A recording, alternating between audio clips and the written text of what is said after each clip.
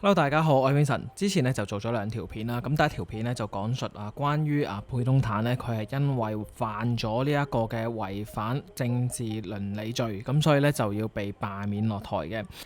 之後亦都做咗一條片咧，就講他信咧，佢係關於佢之前嘅入獄係被宣判無效，因為佢係住喺醫院180日，咁所以咧佢就要重新被判入獄，咁服刑1年嘅。雖然他信咧係被判咗入獄啦，咁但係佢嘅女兒咧佩東坦咧，亦都繼續喺佢哋嘅維泰黨裏邊咧去從政嘅。咁喺2025年嘅9月9號啦，他信咧就上咗庭，亦都被判咗入獄嘅當日咧，其實咧當晚喺呢個 Facebook 嘅專頁裏邊咧 CSILA， 咁佢哋其實亦都有發表過一啲嘅故事出嚟啦。咁但係就喺外間咧，就其實就唔係好多人去報嘅。咁呢單嘢究竟係講啲咩呢？呢單嘢呢，其實就最主要呢，就係講述佩東坦呢，佢係在任總理嘅時候呢，點樣利用佢自己嘅人物啦，咁就可以將泰國旅遊局嘅預算係撥入到去相關嘅人士當中嘅。簡單啲嚟講，就係利益輸送。咁喺講呢一個嘅故事之前啦，咁其實大家都要了解一下，即係泰國旅遊局嘅角色啦。其實喺 Covid 之後嘅泰國呢，咁都唔係好似一般嘅國家咁，佢嘅旅客嘅數字係上升翻，而係相比起過往嚟講呢，係下跌咗嘅。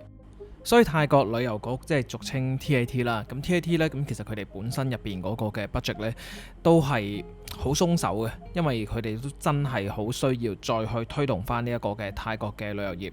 尤其係以往嚟講呢，中國係佔咗大部分嘅。咁不過自從係年初開始啦，年初開頭嘅事件就係有黃星啦，咁俾人去拐咗過去KK 園啦嚇，咁另外就再繼續有地震啦，咁而每一次有發生事件嘅時候呢，佢哋嘅社交媒體呢，就一定有好多人喺個抖音上邊係講即係泰國幾唔安全嘅，即係無論係抖音又好啦，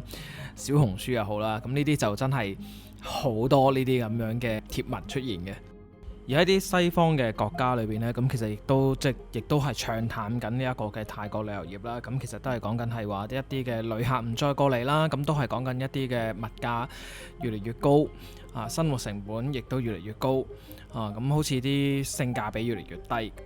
咁所以喺近期嚟講呢，一啲西方嘅influencer 啦、KOL 啦，咁其實佢哋都普遍嚟講都已經係轉咗話過去越南嗰啲嘅地方。所以泰國旅遊局咧 TAT 咧，亦都會繼續去爭取多啲唔同嘅活動喺泰國去舉辦啊。咁而佢哋嘅預算咧，咁亦都真係毫不手軟嘅。而喺今年嚟講咧，2025年咧 TAT 咧，亦都有一啲嘅正式嘅公告啦。咁其實就比如係呢一個嘅2026年嘅方向啊，咁推動呢22個策略性嘅新計劃。咁呢一個嘅撥款呢，就有45億嘅泰銖。咁而另外咧就有7個被批核嘅專案咧，用嚟刺激旅遊業、旅遊收入同埋就業嘅話咧，呢7個嘅項目咧就係39.6億嘅泰銖嘅。喺2024年嚟講咧，亦都有52億嘅泰銖嘅預算係作為整體營銷之用嘅。所以大家都可以想像一下，假如你係從事呢一個嘅 event 嘅事業嘅話呢，你係有一間公司，你係能夠攞到1% 嘅預算嘅話呢，咁其實條數都唔細噶啦。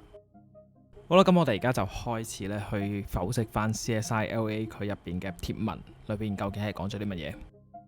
佢呢個貼文入邊咧，最主要咧就係講述翻裡面有6個嘅人物，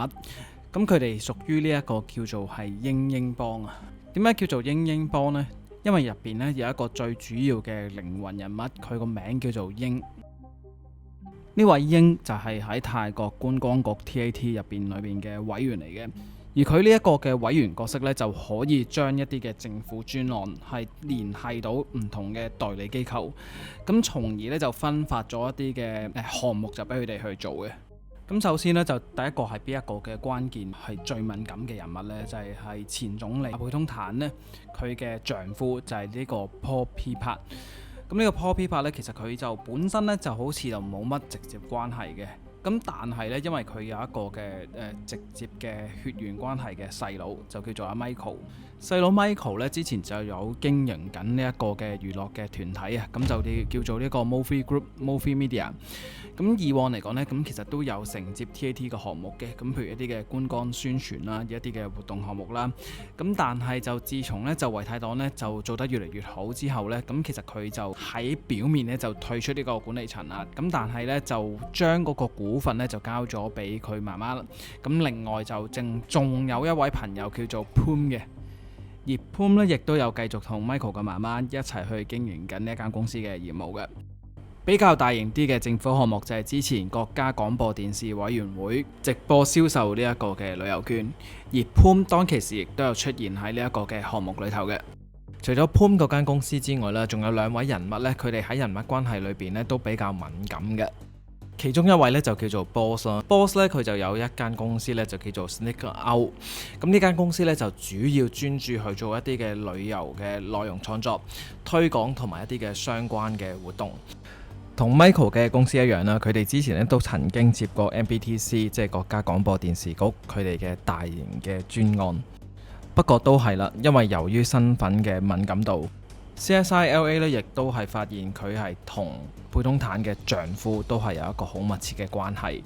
即係 friend 底啊。咁佢哋都係有一齊去英國睇波添嘅。另外一位嘅女士呢，就叫做 Noi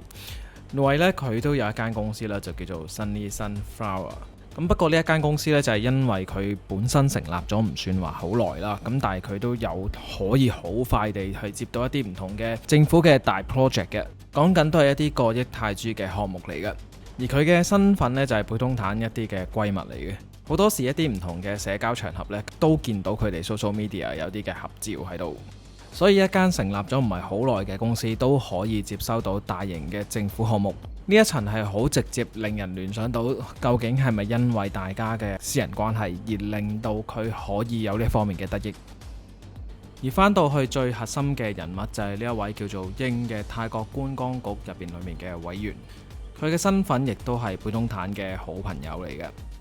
所以大家都可以睇到當中公司裏面嘅持股，又或者一啲大型項目嘅分法。講緊嘅大型項目，咁比如係有馬哈松蘭，即係潑水節嘅項目。另外就係仲有2024年嘅 Vijit 就係一個大型嘅放煙花嘅活動。仲有嚟緊喺2026年嘅 Tomorrowland Thailand， 呢一個係嚟自於比利時大型嘅電子音樂項目，大概預計可以吸引到5至7萬人，總經濟嘅貢獻係120億泰銖。CSI LA 今次出嘅 post 其實個時間就非常之巧合，佢哋呢個 post 就係2025年嘅9月9號晚9點24分發出嘅，正值他信呢係當日被判重新入獄嘅嗰一日嚟嘅。呢個時間點令人聯想到 CSI LA 係咪本身就一早知道裡面嘅人物脈絡嘅關係，有鑑於一啲唔同嘅因素，所以令到佢一直以嚟都冇公佈過。不過每一次佢哋嘅 post 出現之後呢，大部分主流媒體都有跟進同去報導嘅。喺今次個 post 出咗之後嘅10日8日，仍然未見有主流媒體嘅跟進，有可能係因為佢今次嘅爆料係冇一啲嘅實質文件去佐證，呢個可能係其中一個原因。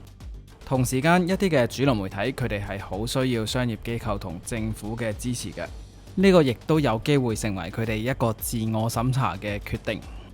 除咗今次嘅事件 ，CSI LA 喺過往嘅歷史當中都出現過唔少嘅爭議事件，比如喺2018年嘅時候 ，CSI LA 就喺 Facebook 裏面係公開咗當其時身兼國防部長同副總理嘅巴威，佢擁有嘅25隻名錶係價值3950萬泰銖，以至到國家反貪委員會對佢作出一系列嘅調查。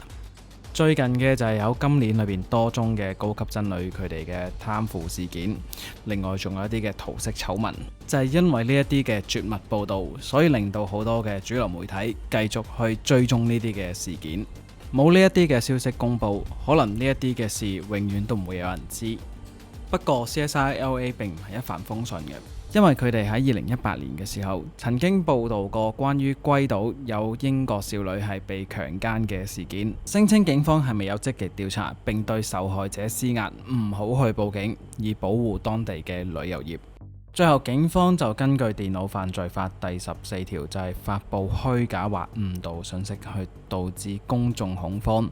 而去申請呢一個逮捕令。當中針對 CSI LA 嘅管理人同埋12名嘅發佈者，其中有9人被捕，包括一啲嘅普通網民。而 CSI LA 嘅管理人因為長期身處於海外，所以就並沒有被逮捕。有鑑於此呢，我亦都要喺度去申報返，我係非常之討厭假新聞嘅。今日我去轉述 CSI LA 呢一個嘅報導，亦都係因為我對 CSI LA 嘅質疑。但係咁大嘅指控，當事人亦都冇出嚟去回應，主流媒體完全係冇晒影。真心，我真係想有人去回應同跟進咯。大家一齊盡力去將呢一啲嘅社會嘅葉瘤去剷除，杜絕假新聞。好啦，咁今集呢就講到呢一度啦，多謝晒各位支持，拜拜。